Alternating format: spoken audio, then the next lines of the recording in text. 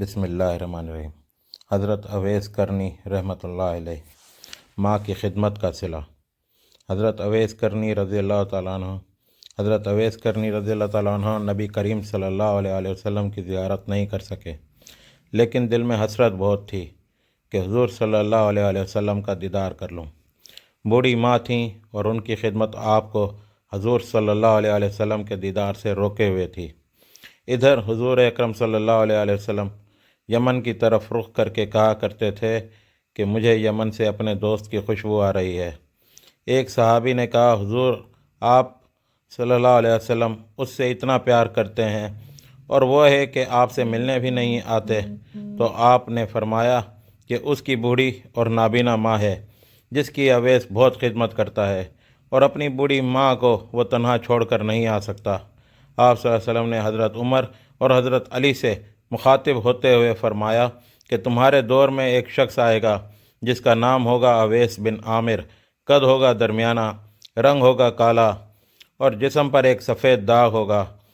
जब वो आए तो तुम दोनों उससे दुआ कराना, क्योंकि अवैस ने माँ की ऐसी खिदमत की है, जब भी वो दुआ के लिए हाथ उठाता है तो अल्लाह उसकी दुआ कभी रद्द नहीं करता।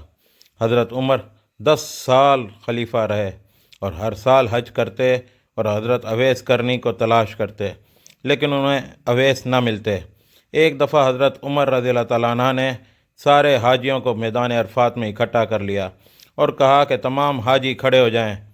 फिर कहा कि सब बैठ जाओ, सिर्फ यमन वाले खड़े रहो। तो सब बैठ गए और सिर्फ यमन वाले खड़े रहे। फिर कहा कि यमन वाले सारे बैठ जाओ, सिर्फ कबीला मुराद खड़ा रहे। फिर कहा मुराद वाले सब बैठ जाओ, सिर्फ कर्न वाले खड़े रहे। तो सिर्फ एक आदमी बचा और हज़रत उमर ने कहा कि तुम करनी हो? उस शख्स ने कहा, हाँ मैं करनी हूँ। तो हज़रत उमर ने कहा कि अवैस को जानते हो? तो उस शख्स ने कहा कि हाँ जानता हूँ, वो तो मेरे सगे भाई का बेटा है। आपने पूछा कि वो अवैस है किधर? तो उस शख्स ने कहा कि वो अरफात गया है ऊँट चराने। आपने हज़रत अली रज़ियल्लाहु ताला अन्हु को साथ लिया और अरफात की तरफ दौड़ लगाई।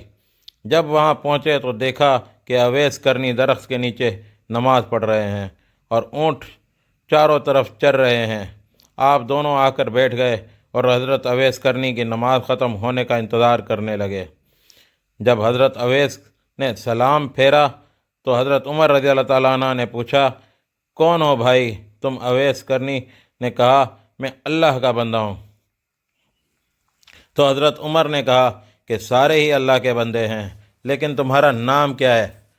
तो हज़रत अवैस ने कहा कि आप कौन हैं?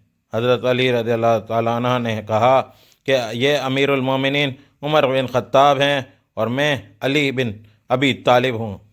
हज़रत अवैस का ये सुनना था कि वो थर थर काँपने लगे और कहा कि जी मैं माफ़ी चाहता हूँ, मैंने आपको पहचाना नहीं था, मैं तो पहली दफ़ा हज पर आया हूँ। हज़रत उमर रज़ियल्लाहु ताला अन्हु ने कहा कि तुम अवैस हो? तो उन्होंने कहा कि हाँ मैं ही अवैस हूँ। हज़रत उमर ने कहा कि हाथ उठा और हमारे लिए दुआ कर। वो रोने लगे और कहा कि मैं दुआ करूँ? आप लोग सरदार और मैं नौकर आपका और मैं आप लोगों के लिए दुआ करूँ? तो हज़रत उमर ने कहा कि हाँ, अल्लाह के नबी सल्लल्लाहु अलैहि वसल्लम का हुक्म था कि अवैस जब भी आए तो उससे दुआ करवाना। फिर हज़रत अवैस करनी ने दोनों के लिए दुआ की। आप सल्लल्लाहु अलैहि वसल्लम ने फरमाया कि जब लोग जन्नत में जा रहे होंगे तो अवैस करनी भी चलेंगे। उस वक्त अल्लाह ताला फरमाएंगे कि बाकियों को जाने दो और अवैस को रोक लो। इस वक्त हज़रत अवैस करनी परेशान हो जाएंगे और कहेंगे कि खुदा आपने मुझे दरवाज़े पर क्यों रोक लिया? तो अल्लाह ताला फरमाएंगे कि पीछे देखो। जब पीछे देखेंगे तो पीछे करोड़ों अरबों की तादाद में जिन्हें जहन्नुमी खड़े होंगे। तो उस वक्त खुदा फरमाएंगे कि अवैस तेरी एक नेकी ने मुझे बहुत खुश किया है, माँ की खिदमत। तो उंगली का इशारा कर, जिधर जिधर तेरी उंगली फिरती जाएगी मैं तेरे तुफैल इनको जन्नत में दाखिल करता जाऊँगा।